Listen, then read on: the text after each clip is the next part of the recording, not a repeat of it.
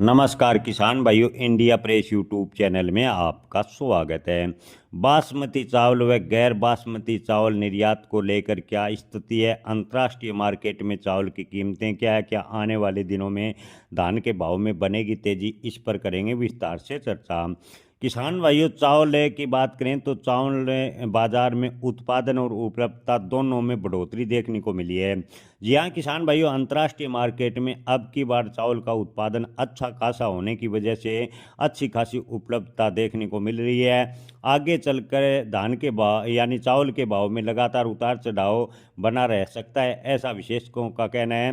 हालांकि Vietnam, Indonesia और श्रीलंका जैसे देशों में भारी बारिश और तूफान और बाढ़ ने बाजार को मजबूती इन दिनों जरूर दी है, लेकिन ये मजबूती फिलहाल टिकाऊ नजर नहीं आ रही।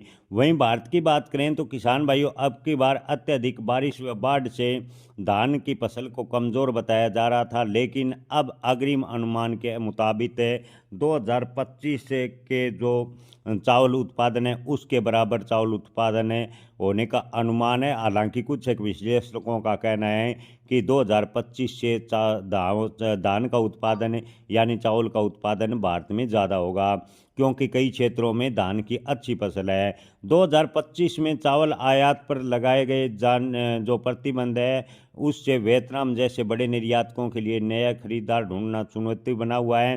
भारत, थाईलैंड, पाकिस्तान और वियतनाम के बीच एशिया और अफ्रीका के बाजारों में ज़बरदस्त प्रतिस्पर्धा यानी टक्कर देखने को मिली है।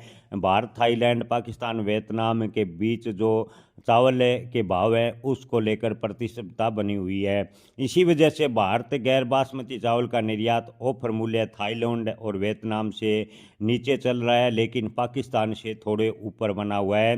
पाकिस्तान का ऑफर मूल्य $340 प्रति टन तक पहुंचकर सबसे बड़ी प्रतिस्पर्धा स्थिति में भारत के बराबर लगातार पहुंचता जा रहा है।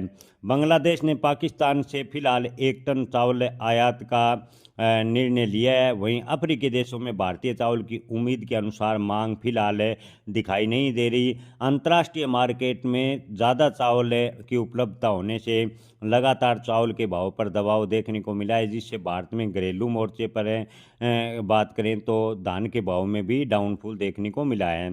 धान के उत्पादन की बात करें तो साल दर साल की बढ़ोतरी से साफ संकेत मिल रहे हैं कि इस बार भी धान का उत्पादन अच्छा खासा निकलेगा। किसान भाइयों, आपको बता दें कि सरकारी खरीद ने घरेलू बाजार में उपलब्धता को और आसान बना दिया है। एफसीआई के पास अभी करीब 336 लाख टन चावल है और 309 लाख टन धान की उपलब्धता, यानी 309 लाख टन धान है उससे 210 लाख टन के करीब चावल निकलेगा। इसका विशाल स्टॉक है एफसीआई के पास है बना हुआ है, जो पिछले 10 सालों में सबसे ऊंचा बताया जा रहा है। हालांकि सोना मसूर और बीपीटी जैसी विशिष्ट ग्रेड वाली वैरायटियों में कमी की आशंका जरूर है, लेकिन वे अंतर्राष्ट्रीय यानी इंटरनेशनल ग्रेन्स काउंसिलिंग आईजीसी ने भी चावल के उत्पादन में 2026 में 543 से 544 मिलियन टन तक पहुंचने की उम्मीद जताई है। यानी अंतर्राष्ट्रीय स्तर पर अब की बार चावल का उत्पादन ज़बरदस्त बताया जा रहा है।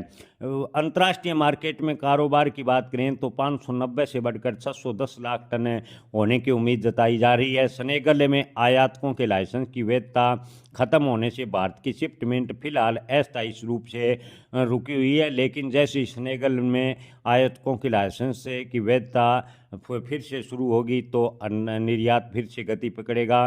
कुल मिलाकर दुनिया में बड़ी चावल की उपलब्धता, ऊंचा स्टॉक, प्रतिस्पर्धा, निर्यात मूल्य और कमज़ोर आयात की मांग को देखते हुए चावल के अंतर्राष्ट्रीय बाजार में जो तेज़ी फिलहाल थोड़ी बहुत देखने को मिली है वो टिकने वाली नहीं है। किसान भाइयों, ज़्यादातर विश्लेषकों का मानना है कि अंतर्राष्ट्रीय स्तर पर अब की बार चावल का ज़बरदस्त उत्पादन होने से लगातार चावल के भाव पर दबाव देखने को मिल रहा है। अगर अंतर्राष्ट्रीय मार्केट में चावल के भाव में तेज़ी बनती है तो इससे भारतीय धान किसानों को भी फायदा होगा। किसान भाइयों, हाल फिलहाल की स्थिति को देखते हुए यही कहा जा सकता है कि निकट भविष्य में धान के भाव में तेजी की संभावनाएं बेहद कम नजर आ रही है, लेकिन आप अपनी फसल बेचने व स्टॉक रखने का आखिरी निर्णय अपने विवेक से लें। जय किसान, धन्यवाद।